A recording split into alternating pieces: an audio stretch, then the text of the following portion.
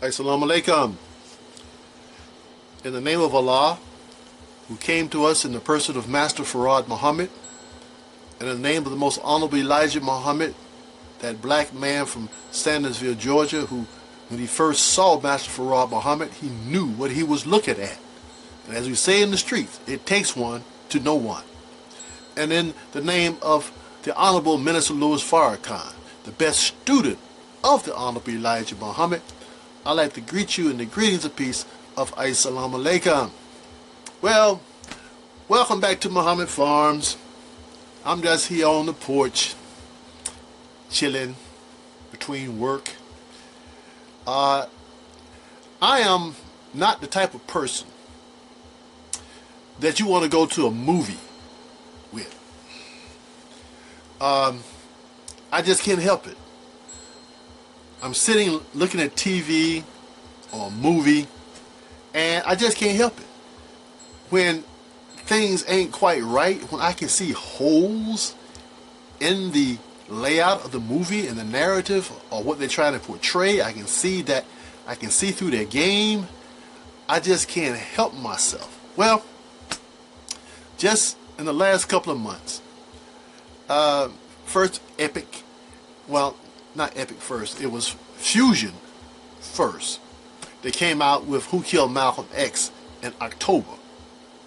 Now, later on, they just brought that out February 7th, Who Killed Malcolm X on Netflix.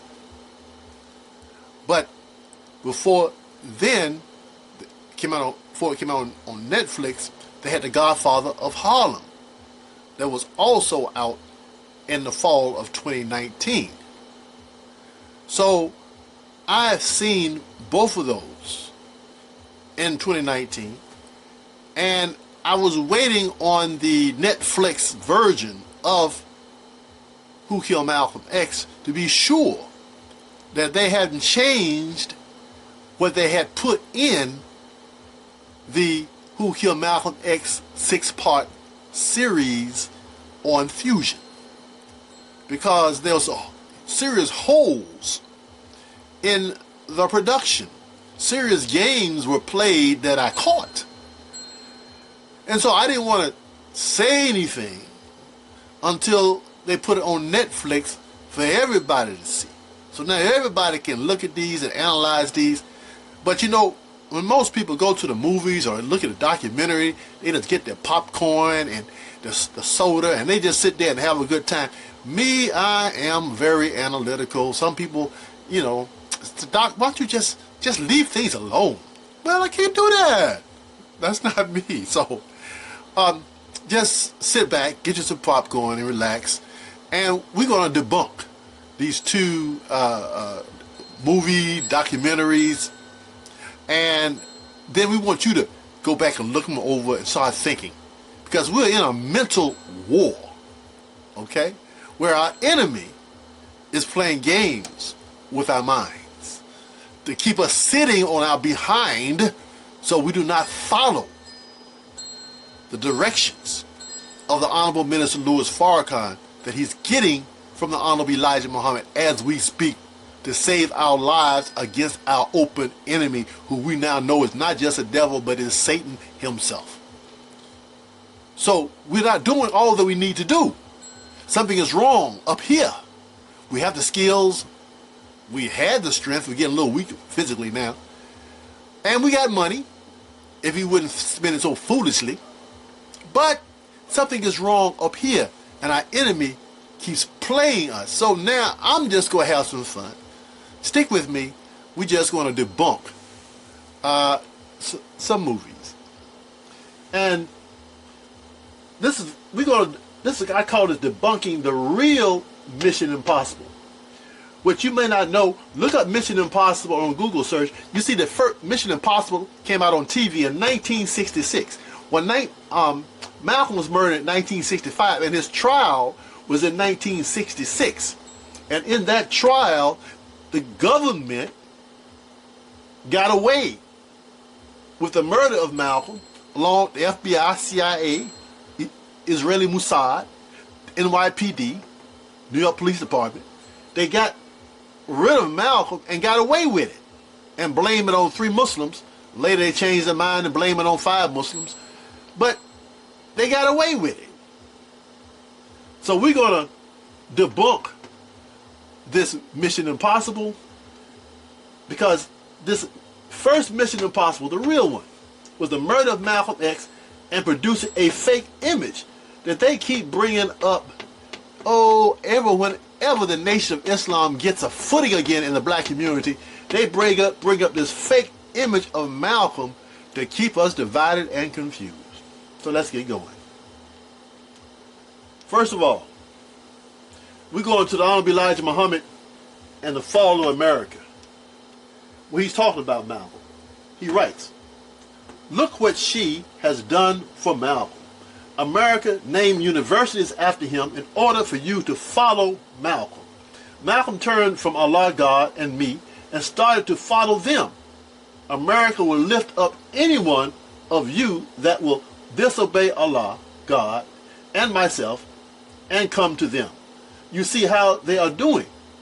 Everyone that is a hypocrite to Allah, God, and me, America will raise him up for you to follow.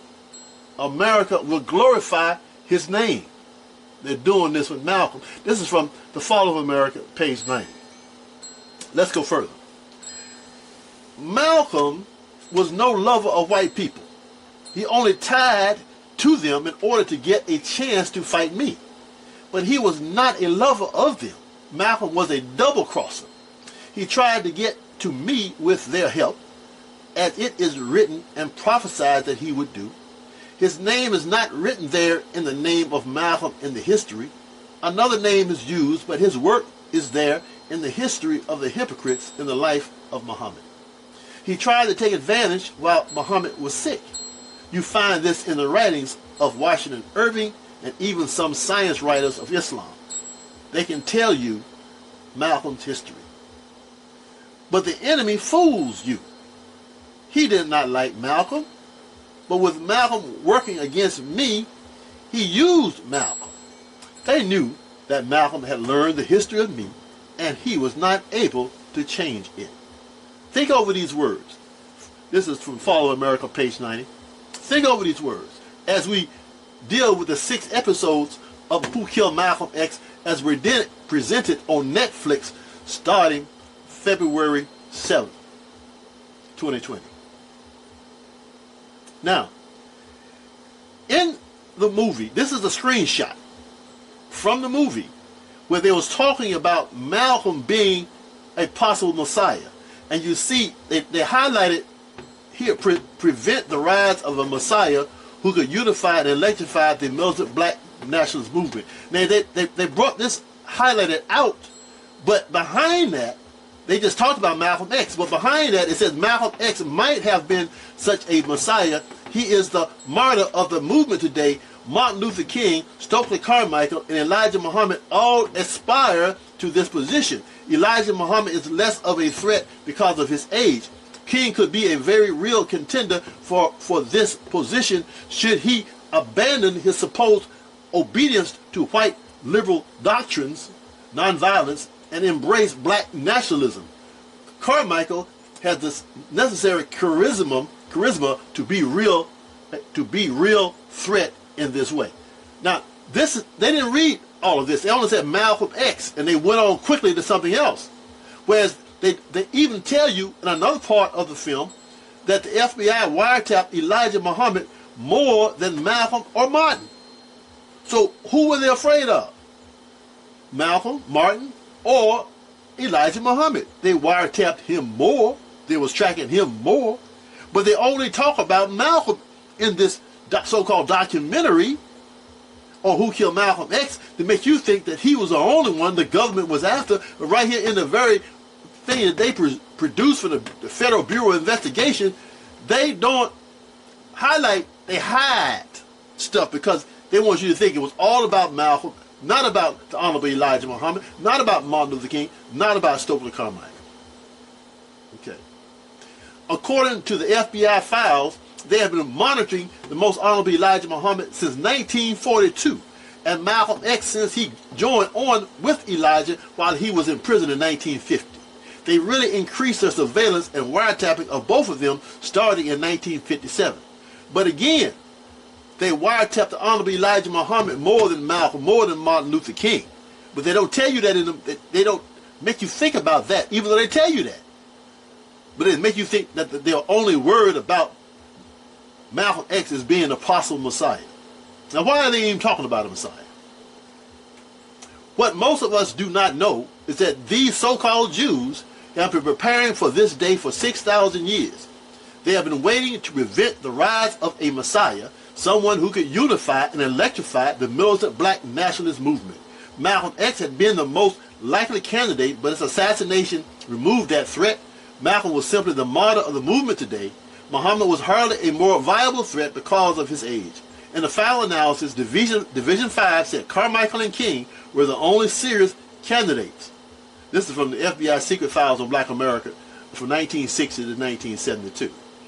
Okay, so let's see what happened to these FBI, the four Messiah candidates, FBI's four Messiah candidates, Elijah Muhammad and Malcolm X. Well, Malcolm was murdered in 1965, and they still trying to blame it on the Honorable Elijah Muhammad, even though the Honorable Elijah Muhammad, even in this documentary, telling everybody, do not touch Malcolm. Allah would deal with Malcolm, he said. They wiretapped both of his homes day and night, 24 hours a day. He never said anything about harming Malcolm, but now they continue to besmirch the character of the Honorable Elijah Muhammad by trying to blame the murder of Malcolm on the Honorable Elijah Muhammad and the Nation of Islam. Now, Martin Luther King was killed in 1968, and Stokely Carmichael, his protege, ran out the country to Ghana for fear of his life. So in this period of time, from 65 to 68, they killed Malcolm, they blamed it on the Honorable Elijah Muhammad. Therefore, they got two birds with one stone. They killed Martin, and Carmichael runs out the country. Now, who has the power to do that? People want to say, the Nation of Islam killed Malcolm. What, did the Nation of Islam kill Martin? Did the Nation of Islam run Carmichael out the country? Who had it in fall 4? Let's go back up here. They was worried about, in the highlights, hidden here, Malcolm X, Martin Luther King, Stokely Carmichael, and Elijah Muhammad. That's who they was worried about, 4 possible messiahs. But instead, they make you think that Malcolm was the only one they was worried about. But they killed Malcolm, blamed it on Honorable Elijah Muhammad. After Martin Luther King, 1966, visited Honorable Elijah Muhammad and started changing his rhetoric, they killed him in 68. Carmichael, he got the wind of what's going on, and he got out of the country to save his life. So they got rid of all 4 of them. But yet we only are concerned about Malcolm. They're only concerned about Malcolm because they don't want you following the Honorable Elijah Muhammad, because he has a movement that's still alive that was resurrected by the Honorable Minister Louis Farrakhan. They don't want you to follow him, to listen to him, to understand what he's telling you about your enemy so you can get away from your enemy. Now, this is from the Jewish Talmud, something that we were just introduced to recently. And in this Jewish Talmud, their scholars, their rabbis, tell you the truth about the 6,000 years that we are under. It says, a Tanite authority of the house of Elijah said, for 6,000 years the world would exist. 6,000 years. For 2,000 it will be desolate. 2,000 years will be the time of the Torah, and 2,000 years will be the days of the Messiah. But on account of our numerous sins, what has been lost of those years in which the Messiah should have come but has not come has been lost. Look at this. So they admit that for their first 2,000 years they were desolate, or locked in the caves of Europe, as taught to us by the messenger, and now proven by archaeological research. For 2,000 years they were under the teachings of Moses, Musa, and the Torah. For 2,000 years they would be in the time of the Messiah, which they claim was not Jesus, but yet calculated their time as though he was here. He was. Come on, man. These dudes is slick. So they're telling you, here are the 6,000 years. 2,000 years they was in the caves. 2,000 years they was under the Torah, which is Moses. And 2,000 years they were under the Messiah, who they rejected and said he wasn't the Messiah. Okay? But those are the 2,000 years, even up to now, which is the end of that 6,000 years. So they are looking for a Messiah, the Messiah. Why would the FBI even call a black leader to unite us, the Messiah? It didn't say black Messiah. When people give the presentations, they say black Messiah. He didn't say black Messiah. They said Messiah. It didn't say black Messiah. Because they know the Messiah go be black. They know who God's children is. We the ones who don't believe who God's children is, as taught to us by the Honorable Elijah Muhammad. Okay. So, here is a 1969 memorandum from the director of the FBI to the Chicago, from Chicago, to the director from Chicago. And I'm highlighting this part right here. Factional disputes have been developed, most notably being Malcolm X Little. So they're taking credit for causing the factional disputes. That this is the old trick of theirs. The Honorable Elijah Muhammad is taught us in Message of the Black Man, page 85. Mr. Yaqub taught his maid devils on Pelon that when you go back to the holy black nation, rent a room in their homes. Teach your wives to go out the next morning around the neighbors of the people and tell that you heard her talking about them last night. When you have gotten them fighting and killing each other, then ask them to let you help settle their disputes and restore peace among them. If they agree, then you will be able to rule them both. This method of white race practices on the black nation the world over. They upset their peace by putting one against the other and then rule them after dividing them. So this old game of divide and conquer are causing factional disputes amongst us, and how they split off Malcolm X like a wildebeest from us. This is what they were taught to do by their master Yaqub, who made them out of us from the brown germ. And they still practice the same methodology, and they're doing it with these false movies and documentaries, telling lies, trying to get us to fight and kill one another again. And we're going to get to the specifics of this today. Okay. Now, I have to give them credit. I learned a whole lot. What we learned new about February 21st, 1965. This is what was talked about in this documentary, Who Killed Malcolm X. I didn't know this. This is good information. And there were at least 9 black FBI informants at the Audubon that day. 9? That's a lot of people out of 400. 9 black FBI informants at the Audubon. None of them testified in that 1966 trial of Talmadge Hare and Thomas. I mean, the other 2 black men, Norman Butler. They didn't testify at that trial. And there was at least one NYPD bossy agent, Gene Roberts.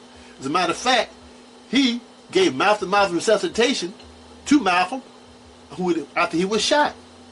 And then the district attorney claims that he didn't know who he was